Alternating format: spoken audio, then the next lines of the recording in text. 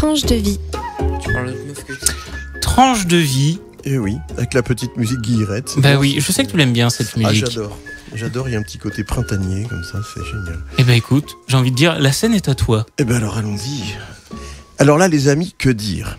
Non mais vous avez vu ça? C'est quoi ce cirque? Cette tornade? Il y en a qui en 74 jours vont couvrir le tour du monde. Le tour du monde, c'est pas rien ça quand même, un tour du monde, surtout à la voile. Et il y en a d'autres qui en 75 jours vont gagner ou perdre une élection. Comment ne pas paraphraser ce regretté Michel Audiard, constatant une nouvelle fois qu'un con qui navigue va plus loin qu'un politicien assis, et bien assis par-dessus le marché si l'on en croit la Vox Populi. Enfin là, respectons la présomption d'innocence qui est plus difficile à prouver, l'innocence, quand il s'agit d'une personnalité en vue à la capitale qu'à la campagne. Pour parler clair, personne n'a jamais osé remettre en cause l'innocence quand elle concerne celui du village, d'autant qu'à ma connaissance, aucun innocent de village n'a jamais eu à la prouver, son innocence. Bref, sans rentrer dans le fond de l'affaire Pénélope, il n'en reste pas moins que là encore, on constate, comme pour l'affaire Cahuzac, histoire de ne pas taper que sur l'un ou l'autre bord, à quel point nos élites vivent sur une autre planète. Qu'il s'agisse indifféremment de pouvoir ou d'argent, on a l'impression, par exemple, de ne pas vivre avec la même unité monétaire. Nous vivons, pauvres citoyens de base, essentiellement d'argent privé, que nous gagnons à la sueur de nos fronts, plus ou moins dégarnis. Pour les parlementaires et autres représentants de nous, le bon peuple, l'unité monétaire est l'argent public, donc notre argent privé. Vous suivez là? Parce que, par exemple, les petits entrepreneurs, agriculteurs et autres font généralement travailler leurs femmes pour des choses importantes, gestion par exemple, car elles acceptent de travailler pour un faible salaire et donc avec à terme une retraite plus ou moins égale à peanuts. Elles travaillent à domicile et sont payées par leur mari que ça arrange car elles acceptent des trucs que n'importe quel secrétaire ou autre, je ne péjorative pas en utilisant ce terme, n'accepterait pas. Et d'ailleurs, à ma connaissance, je ne sais pas s'il existe un statut de la femme d'un petit patron.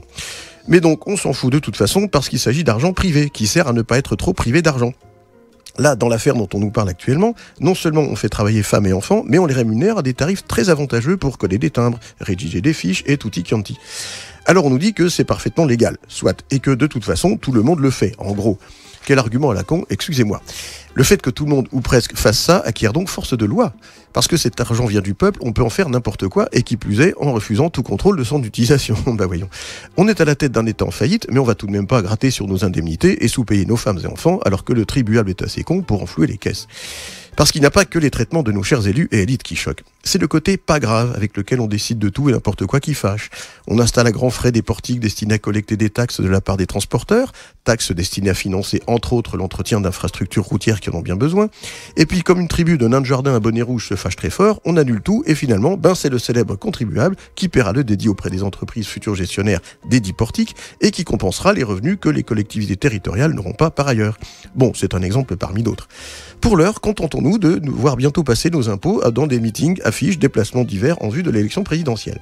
Bon, pour conclure ce billet, je me rends compte que j'ai dit quelques gros mots au cours de mon propos. Je tiens à dire que c'est parfaitement légal et beaucoup de mes collègues le font. Alors, à ce propos, c'est amusant, je cite mon horoscope du jour, j'ai pas fait exprès. Donc, mon horoscope du jour dit « Vous avez l'occasion de comparer votre situation à celle de vos collègues, vous vous rendez compte que vous êtes plutôt bien lotis. » Je l'invente pas, c'est dans l'Est républicain d'aujourd'hui, c'est mon horoscope du jour.